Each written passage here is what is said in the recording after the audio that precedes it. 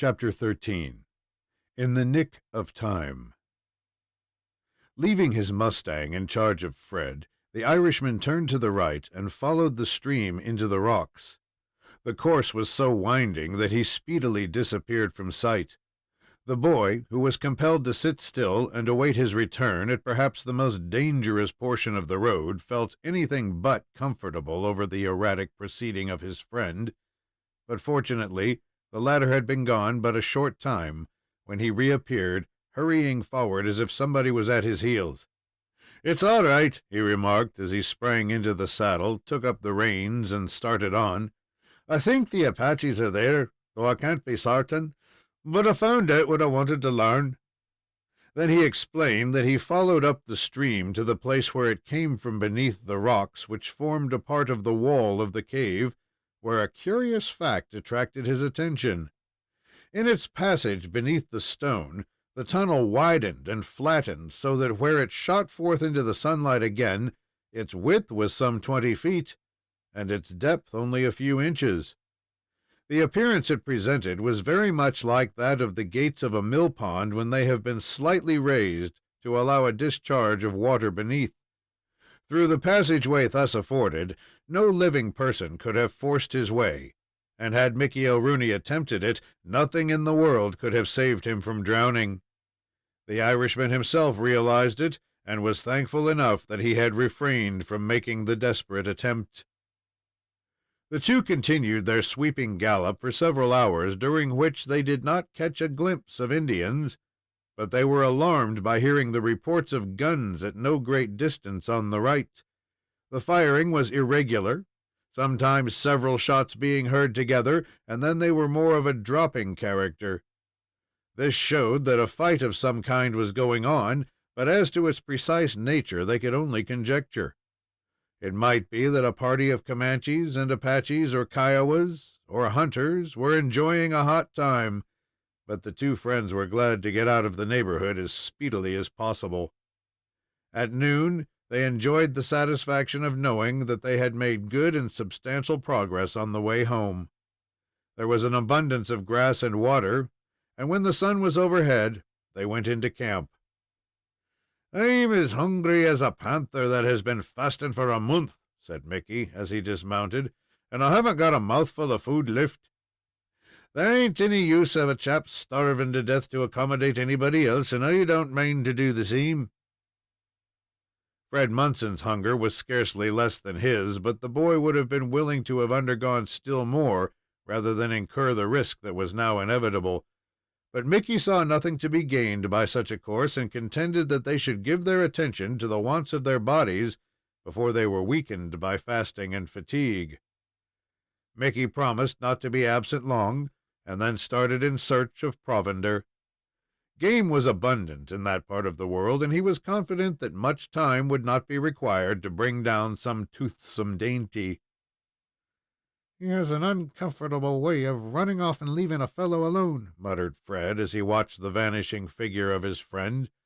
"I haven't anything but my revolver, and only 2 shots left in that, and it seems to me that this is about the worst place we could stop." The point where they camped was in the pass, which at that point widened considerably. The right wall curved far inward in a semicircular shape, the opposite remaining the same, the gorge looking as if an immense slice had been scooped out of its northern boundary. The rocks on every hand ranged from a dozen to 100 feet in height, with numerous openings through which a horseman could easily pick his way. The tops were covered with vegetation, the greater portion of which was vigorous and dense. Fred found himself standing in an immense amphitheater, as one can imagine how the gladiators of Rome stood in the Colosseum when an audience of over 100,000 were seated and looking down upon them. He could not but note the helpless situation a party of men would be in if caught where he was. "If a company of United States cavalry should camp here, and the Indians opened on them from the rocks above, they would have to stand and be shot down one after another, or else run the gauntlet and be picked off in the same way." The appearance of the ground showed that the spot was a favorite camping site of the Indians. Fred, for a time, suspected that it was the place where Lone Wolf and his band had spent the first night out from New Boston, but an examination showed that it did not correspond in many points. The remains of charred wood, of bleaching bones and ashes, proved that many a campfire had been kindled, and in all probability every one of them had warmed the shins and toasted the food of the red cutthroats of that section. The two mustangs were tethered near one side of the space where there was grass and water, and the lad set about it to select a proper place in which to build a campfire. There was no trouble in determining this, but when he started to gather wood, he was surprised to discover that there was much less than he supposed. The former tenants of the place had cleared it up pretty thoroughly. "There is plenty of wood over yonder," he said to himself, looking in the direction taken by Mickey O'Rooney, "and where there is so much growing, there must be some upon the ground. I'll go over and gather some, and have the fire all ready when he comes back." It was quite a walk from where he stood to the side of the semicircular widening of the pass, and as he went over it, he was surprised to find it greater than it appeared. When he picked his way between the rocks and began clambering among the trees and vegetation, he concluded that he was fully 200 yards from where the mustangs were grazing. However, he did not allow himself to lose any time in speculation and wonderment, but set to work at once to gather wood with which to kindle a fire in readiness for the return of Mickey. There was enough around him to afford all he needed, and he was engaged in leisurely collecting an armful when he was startled by the rattling of the leaves behind him.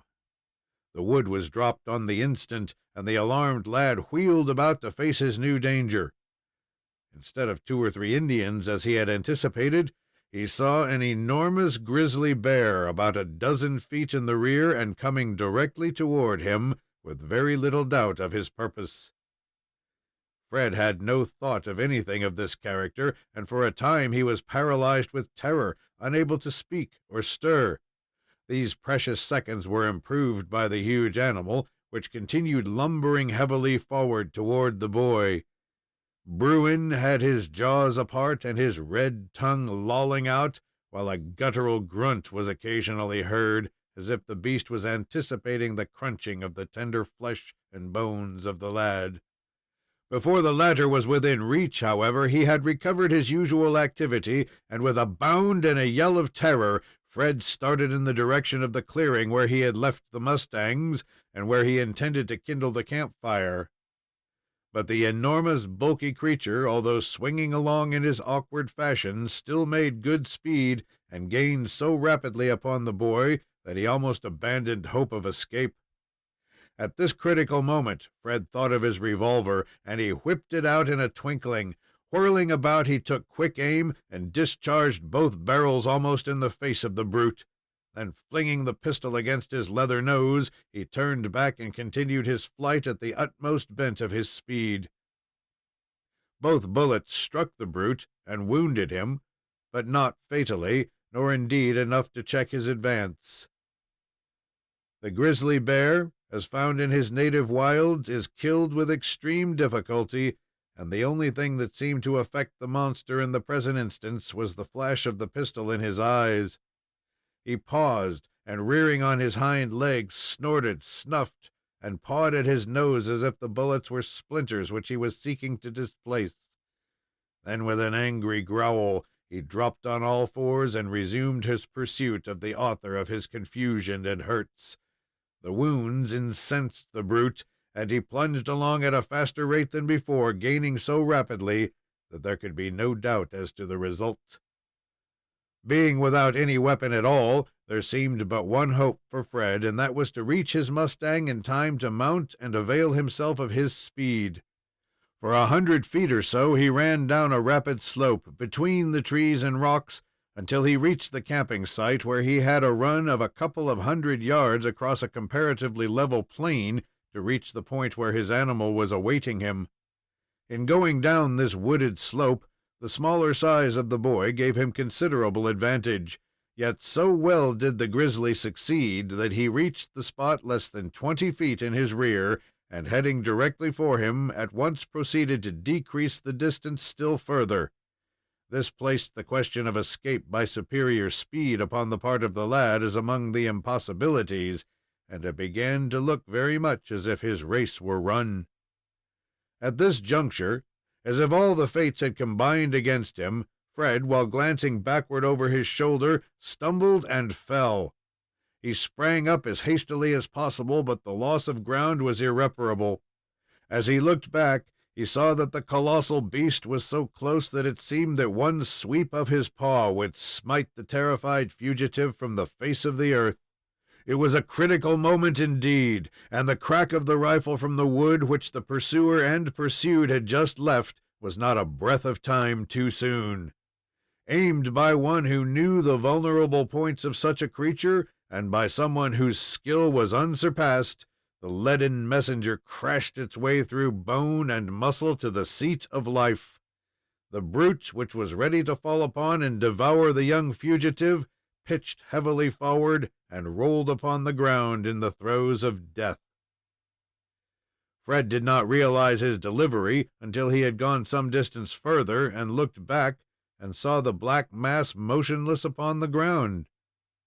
After some hesitation, he then turned and walked distrustfully back to where it lay. He found the beast stone dead, a rill of blood from beneath the foreleg showing where someone's bullet had done the business. The lad recalled the sound of the gun which had reached his ear. "That was the best shot for me that Mickey ever made," he muttered, looking around for his friend. But he was nowhere to be seen. "Mickey must always have his fun," added Fred, after failing to detect him.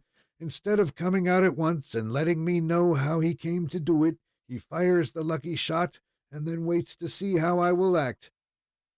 My gracious, he is a bouncer." This last remark was excited by the carcass, which he kicked and which shook like a mountainous mass of jelly, and as he passed around it he gained a fair idea of the immense proportions of the bear, in whose grasp he would have been as helpless as in that of a royal Bengal tiger. "Whew, but he came mighty close to me. When I fell down, I expected to feel his paws on me before I could get up. In a few seconds more, it would have been all up with me." Several minutes passed, and nothing was seen of the Irishman, whereupon the lad concluded he might as well go back and gather the wood which would be needed at the campfire. "I wonder if there's any more of them," he muttered, as he began picking his way among the rocks. "If there are, why, Mickey must look out for me." He found the sticks, just as he had thrown them down, and he proceeded to regather them, keeping a careful watch for another dangerous visitor. All remained quiet, however, and making his way down the wooded slope into the open area, he looked back and found that he was still alone. So it continued until he returned to where the two mustangs were tethered. There he carefully adjusted the sticks and prepared everything, after which he began to feel some impatience at the non-appearance of his friend. "He must see more fun in that kind of thing than I do. There's no telling what has become of those 6 Apaches we left down in the cave.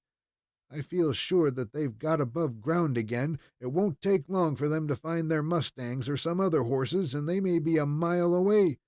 And there may be other parties close by. Hello!" Fred thought that he had no matches about his person, but he was making a sort of aimless hunt when he found a solitary lucifer at the bottom of his pocket. This he carefully struck against the rock behind him, and in a few minutes the campfire was started and burning merrily. As he sat down to wait, he looked toward the point where the Irishman had vanished from sight. There he was, bearing on his shoulders some choice sections of a young antelope he had shot, although Fred recalled that he had not heard the report of his gun, except when the grizzly was shot. As Mickey came along over the same path taken by the boy, he was forced to make a detour around the carcass of the bear. He paused to survey it, his whole manner betraying great astonishment, as if he had never beheld anything of the kind.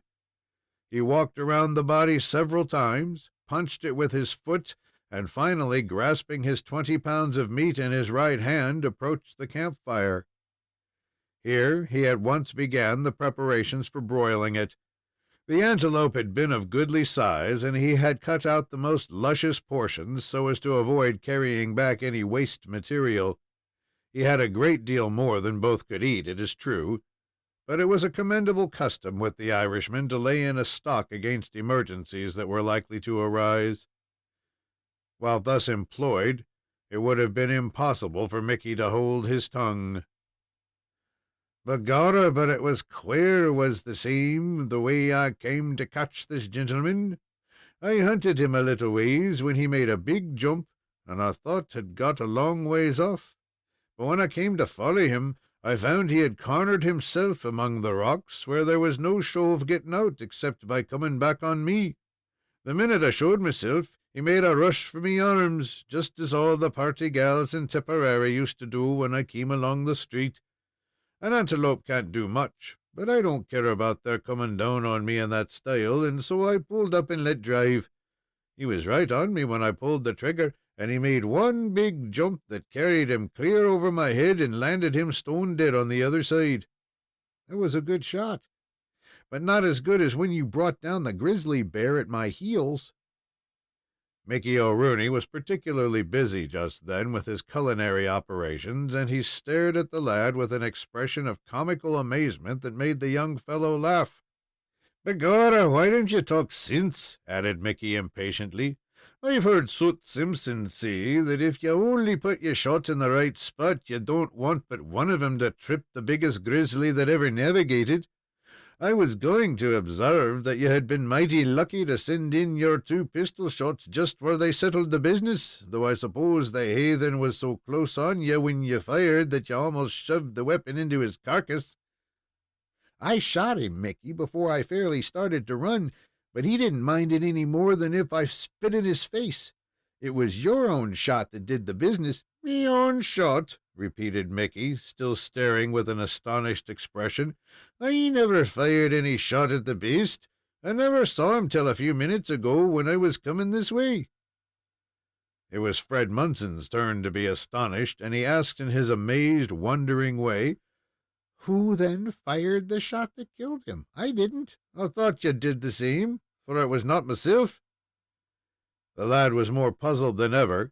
He saw that Mickey was in earnest and was telling him the truth, and each, in fact, understood that he had been under a misapprehension as to who had slain the grizzly bear. "The beast was right on me," continued Fred, "and I didn't think there was any chance for me when I heard the crack of a rifle from the bushes, and looking back saw that the bear was down on the ground making his last kick." Mickey let the meat scorch, while he stopped to scratch his head, as was his custom when he was in a mental fog. "Begorra, but that is queer, as me mother used to observe when she found she had not been deceived by believing what we childer told her. There was somebody who was kind enough to knock over the grizzly at the most convenient season for ye, and then he doesn't choose to send over his card with his post office address on." "Who do you think it was, Mickey?" "It must have been some red spalpeen that took pity on ye. Who knows but it was Lone Wolf himself?" Both looked about them in a scared, inquiring way, but could see nothing of their unknown friend, or enemy, as the case might be. "I tell you, Mickey, that it makes me feel as if we ought to get out of here." "You're right. I will just swallow some of this stuff, and then we'll light out." He tossed the lad a goodly-sized piece of meat, which, if anything, was overdone. Both ate more rapidly than was consistent with hygiene, their eyes continually wandering over the rocks and heights around them in quest of their seemingly ever-present enemies, the Apaches. It required but a few moments for them to complete their dinner. Mickey, in accordance with his custom, carefully folded up what was left, and taking a drink from the stream, which ran near at hand, they sprang upon the backs of their mustangs and headed westward in the direction of New Boston, provided such a settlement was still in existence by the grace of Lone Wolf, leader of the Apaches.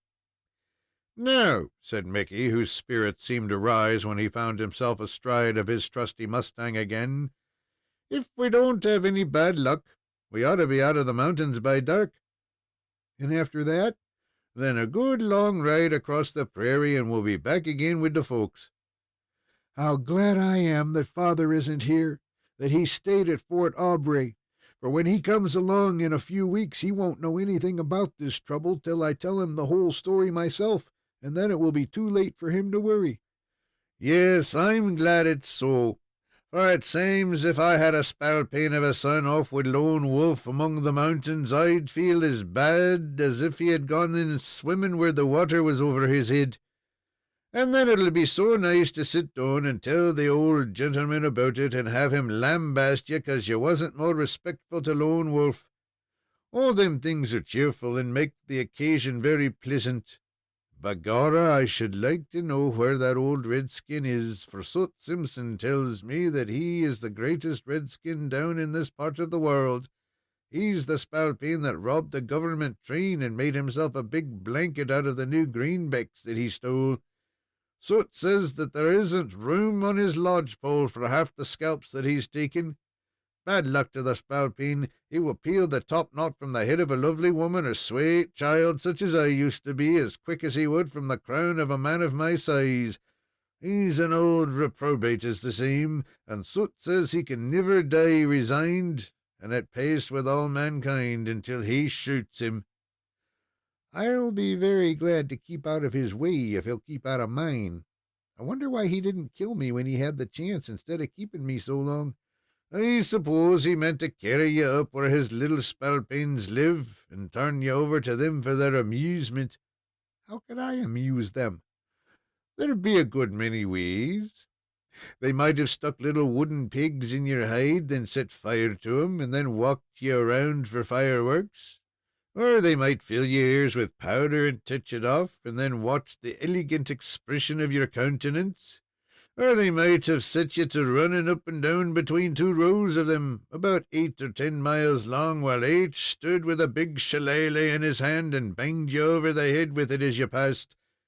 There'd be a good many ways, according to what Soot told me, but that's enough to show you that Lone Wolf and his folks wouldn't have been at a loss to find delightful ways of giving the little childer the innocent sport they must have." "I shouldn't think they would, if that's the kind of fun they like," replied the horrified boy. "I've thanked the Lord hundreds of times that he helped me get out of Lone Wolf's clutches, and my dread is that he may catch us before we can get out of the mountain. I don't believe we could find as good a chance as I did the other night." "You're right. That thing couldn't happen again. Lightning doesn't strike twice in the same place. But we've got good horses, and if he don't pin us up in the pass, I think our chance is as good as could be asked." "That's what troubles me," said Fred, who was galloping at his side, and who kept continually glancing from the tops of the rocks upon the right to the tops upon the left. "You know there are Indians all over, and I wonder that some of them haven't seen us already. Suppose they do and they're behind us, they can signal to somebody ahead, and the first thing we know, they've got us shut in on both sides." "That thing may happen," replied Mickey, who did not appear as apprehensive as his young friend, "but I have the best of hope that the same won't. I don't think Lone Wolf knows we're anywhere around here, and before he can find out, I also hope we shall be beyond his reach." End of Chapter 13. Read by Thomas Rose.